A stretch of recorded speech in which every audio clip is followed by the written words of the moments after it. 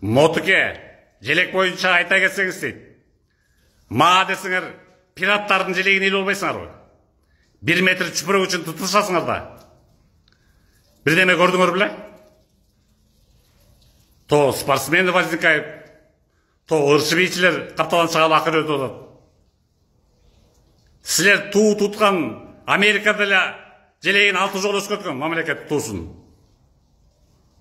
Вообще-то элдин ою желекте болсо, менин оюм жиликте. Жылкынын жилигинде. Кыштын күнү.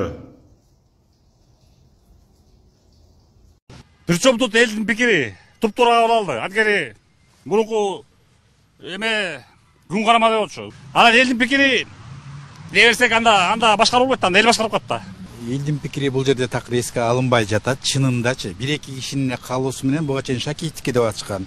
Андан кийин президент өзү признавать этсе, что өзгөртүүгө мен уруксат бергем депчи. Делать нечего. Зачем флаг измененный флаг? Эми өзгөртүп койду президент айткандай. Адам эмне болуп кетти.